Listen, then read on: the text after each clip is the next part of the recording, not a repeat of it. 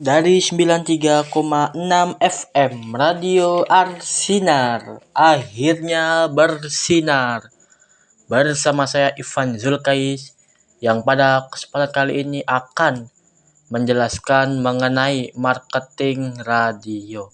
Sebelum itu saya pribadi mau menyapa sahabat Arsinar dimanapun Anda berada, bagaimana kabarnya malam hari ini. Ya, tidak lupa saya mengucapkan terima kasih yang sebesar-besarnya kepada dosen pengampu mata kuliah peminatan siaran radio Bapak Dr. Adi Kusuma, ya, kepada yang saya hormati, kepada Saudari Lulu ya sebagai penanggung jawab mata kuliah ini. Jadi langsung saja kita mulai mengenai materi marketing radio. Jadi seperti yang sudah sahabat Arsenal tahu, bahwasanya memang orang-orang kalau misalnya mendengarkan informasi ataupun misalnya materi hiburan itu memang selalu beralih ke media yang sudah canggih ini, yaitu media live streaming atau dari handphone. Dan memang kalau misalnya menggali dan terus menggali, makin makin meningkatkan pemahaman bahwasannya radio itu adalah teknologi lama. Sebagai teknologi yang sudah lama, radio tentu tidak tidak hilang begitu saja dibanding dengan televisi dan juga teknologi internet seperti sekarang. Tetapi radio itu sekarang bertransformasi menjadi radio live streaming, tidak lagi menjadi radio konvensional, karena tentu ini berkaitan dengan mencari pasar, berusaha mempertahankan para pendengar setianya. Ini cukup penting untuk diketahui.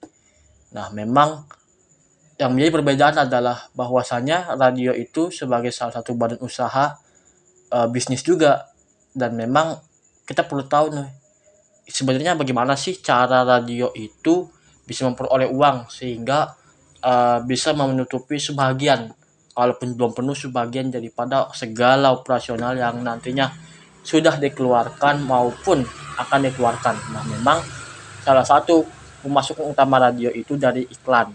Iklan itu adalah ya hasil kerjasama antara pihak eksternal dengan internal, dengan maksud ya kalau mau eksternal ke perusahaan radio ya berusaha meningkatkan produknya. Tetapi kalau misalnya dari perusahaan radio kepada mitranya ya sebagai sarana untuk menyebarkan citra positif terkait dengan perusahaan radio ini. Dan memang termasuknya kalau misalnya iklan di radio itu kan cenderung lebih kepada iklan di radio itu lebih mengedepankan pada suara, kepada audio, pada audionya gitu. Jadi dalam artian meskipun misalnya para pendengar radio itu tidak mampu melihat nih apa produk yang memang coba mereka tawarkan, tentu memang tidak dapat melihatnya. Tetapi dengan narasi-narasi, dengan misalnya ada iklan dialog yang dibarengi dengan jingle-jingle atau mama musik ya, yang memang cukup menarik. Ada gambaran bahwasannya produk ini yang diiklankan oleh stasiun radio ini tentu pasti memiliki manfaat, meningkatkan suatu rasa penasaran bagi para pendengar gitu, seolah-olah wah terhipnotis gitu, pengen beli nih produk ini, kayaknya bagus nih, kapan saya beli. Jadi kan salah satu unsur yang ada di iklan radio. Dan memang iklan di radio sendiri itu kan bergantung kepada jenisnya, lalu juga memang secara waktu untuk ditampilkan berapa kali, dalam momen apa, dan juga tentu berpengaruh kepada harganya.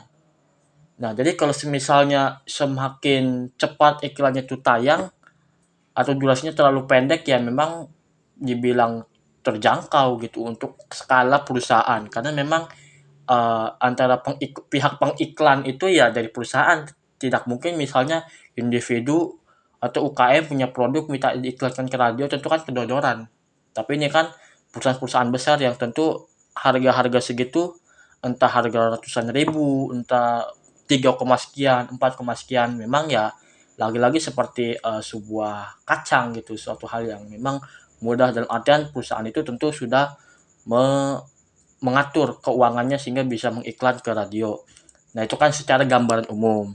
Nah, namun saya juga berusaha nih menghadirkan contoh-contoh atau seperti apa sih iklan radio itu atau berapa sih harganya gitu. Nah, misalnya saya di sini mencontohkan umpama apa ya? Ya mungkin jenis iklan lah, jenis iklan yang ada di Prambors FM. Jadi Prambors FM itu adalah siaran radio di Jakarta yang memang acara-acaranya itu ya acara-acara hiburan, acara-acara anak muda yang memang tergolong kepada Pro 3 Pro 3 FM gitu. Misalnya Prambors FM Pro 3 gitu dan sebagainya. Itu kan masuk kepada ranah acara hiburan musik. Nah, di situ kalau misalnya di Prambors FM itu ada jenis iklannya, misalnya ada iklan spot, lalu ada iklan yang disebut sebagai adlib, ada yang disebut juga sebagai insert, ada yang disebut sebagai semi blocking. Nah, kalau misalnya iklan spot itu iklan yang mengedepankan kepada cuplikan suara nih. Jadi dia direkam sekitar minimal itu 30 detik, maksimal itu 90 detik. Tapi umumnya sampai 60 detik. Nah, itu ya, iklan spot itu kalau misalnya melihat pada part time, jadi barnya dari sekitar jam 8 pagi hingga jam 12 siang, itu dia harganya di kisaran 4 juta. Sementara kalau untuk real time iklan spot ini dalam artian iklan ini bakal disajikan di malam hari yang memang secara jadwal tayang sedang ramai-ramainya. Nah, itu berkisar di 5 juta. Lalu ada juga iklan adlib.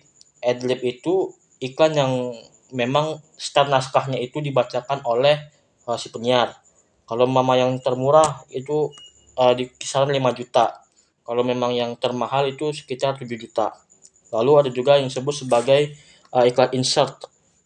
Jadi iklan insert itu adalah durasi iklan suara yang dia itu di atas 60 detik, di atas 90 menit gitu. Kurang lebih sekitar sekurang-kurang menitnya itu kan 2 menit hingga 10 menit. Yang memang itu untuk apa ya, kategori iklan insert yang memang secara durasinya agak lama daripada iklan spot itu dibanderol 9 juta sekali mengiklan gitu, menggunakan jasa iklan di Prambors FM. Lalu misalnya ada juga yang disebut sebagai semi blocking nih, sebagai salah satu jenis iklan yang ditawarkan oleh Prambors FM itu yang mana untuk semi blocking itu jadi iklan yang memang ada pada acara-acara talk show yang memang produk iklan itu bisa disebarkan, bisa disiarkan lebih dari satu produk tapi di perusahaan yang sama. Misalnya saya punya perusahaan A. Nah, perusahaan A yang saya kelola ini misalnya menghadirkan iklan terkait dengan sepeda misalnya. Ketika misalnya saya mengiklankan sepeda, ya maka tentu saya bisa juga sekalian iklan helm sepeda atau iklan roda sepeda. Ibaratnya itu di acara-acara talk show yang memang ada segmen mulai acara nih, tapi presenter ini kayak mengalihkan pesan untuk masuk ke iklannya karena memang ya mereka tentu orang-orang yang punya uang, para investor itu untuk mengiklankan atau menggunakan jasa radio karena memang kan ada perjanjian yang mengikat antara mereka berdua supaya di saat tertentu ini udah waktunya harus pasang iklannya. Jadi itulah terkait dengan marketing radio yang intinya adalah perusahaan radio itu hidup dari pendapatan iklan walaupun tidak menutup kemungkinan bahwasanya pendapatan dari perusahaan radio itu diperoleh dari AdSense atau misalnya stasiun radio ini suka upload di channel YouTube sehingga memperoleh minimal 1.000 subscriber, memperoleh minimal 4.000 jam tayang. Ya tentu ini sesuatu hal yang bagus juga, tetapi memperoleh uang dari iklan yang melalui kerjasama investor justru lebih besar daripada AdSense yang memang tidak menentu. Jadi itulah yang dapat saya sampaikan. Kalau misalnya teman Arsinar nih masih punya ide-ide cemerlang atau ada komentar yang ingin disampaikan, jangan lupa di telepon di nomor 0897 9890 35033. Saya tunggu sahabat Arsinar di siaran selanjutnya. See you next time. Dadah.